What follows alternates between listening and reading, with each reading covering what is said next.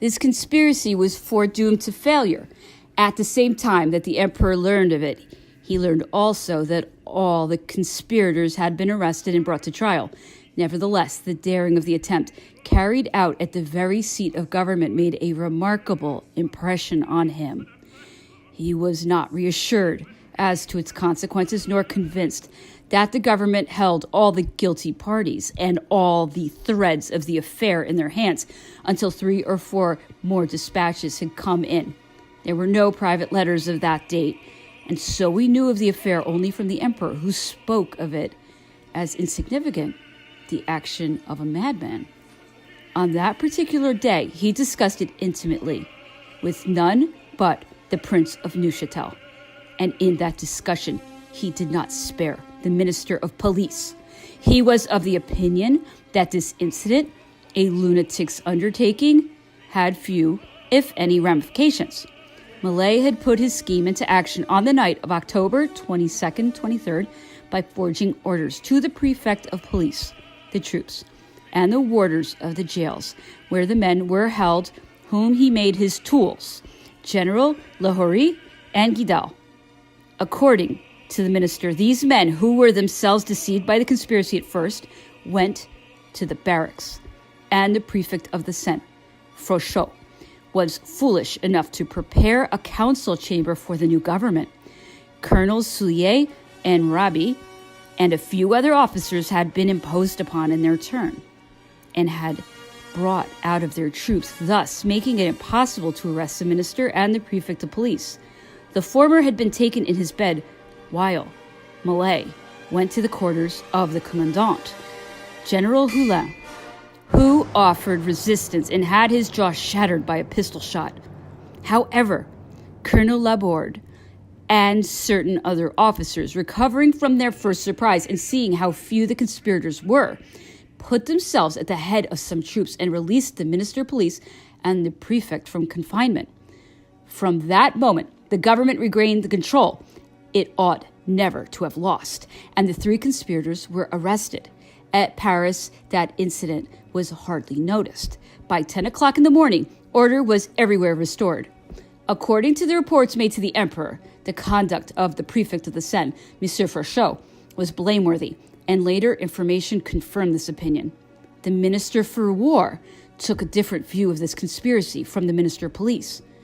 Clark, the emperor remarked, is convinced that this is a widespread conspiracy and that it has other and more important leaders.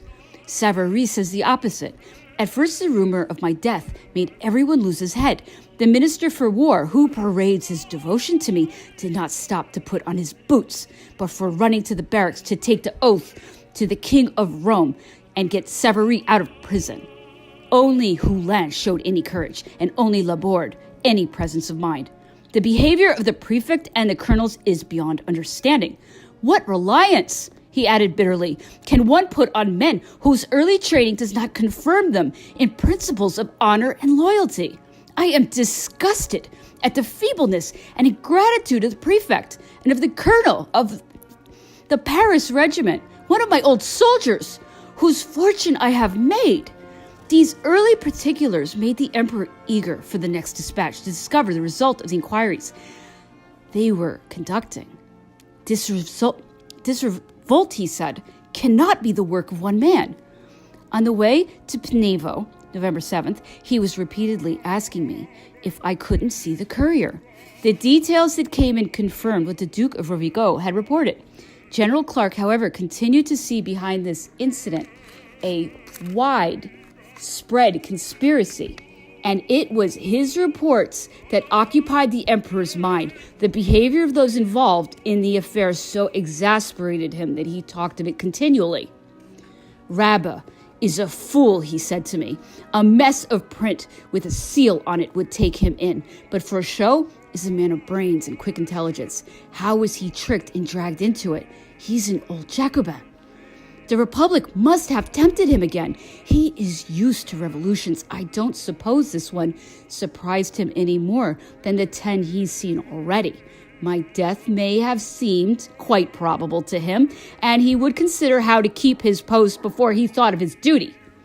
He must have taken 20 oaths of allegiance, and he forgot that one that bound him to my dynasty, and he forgot the others. But to be the chief magistrate of Paris, and yet prepare a council chamber for the conspirators without protest, in the Hôtel de Ville, in his own official quarters, not make a single inquiry, not take a single opposing step, not even make a gesture to uphold the authority of his lawful sovereign? He must be in the plot.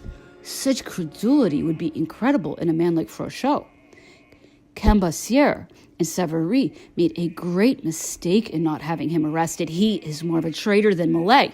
Millet was always hatching plots. I have pardoned him 4 times already. With him, plotting is a vocation. My mercy weighed on him. He is a madman. But Frochot, he sits on the Council of State. He is chief administrator of the principal department of France. He is a man on whom I have loaded honors. In him, such baseness and treachery are revolting. He did not have to fear starvation if he lost his post. Now he has lost his honor. Does he value that less than his post? Even if Millet had made him prime minister, it wouldn't have saved him from the disgrace of having betrayed his duty and his benefactor. I know that one cannot always rely on men who turn the profession of arms into a trade, a speculation, and will serve any man at all who pays them with office for the dangers they run. But this man is a leading magistrate, a man with a position, a man with children to whom he should be a model of that loyalty to one's sovereign, which is the first duty of all. I cannot believe in such baseness. Plainly, the emperor was cut to the heart. The French are like women, he added. You must not stay away from them too long. It is a fact. You can't tell what schemers may get to them, or what may happen if they go too long without news of me. Yet, go too long, they will if the Russians have any common sense.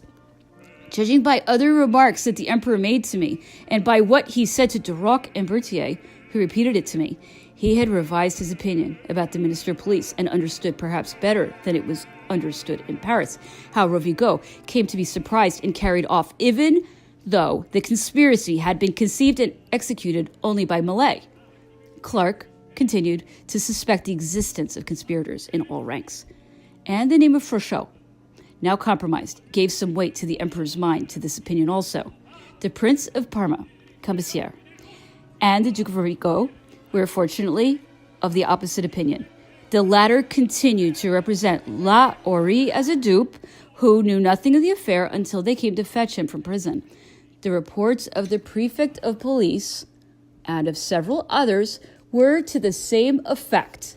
Although all the guilty were brought to trial and the affair was ended, the example of daring given by Millet and the behavior of the prefect of the Seine gave the emperor much matter for reflection. He was particularly concerned about the inevitable effect of the incident in Europe.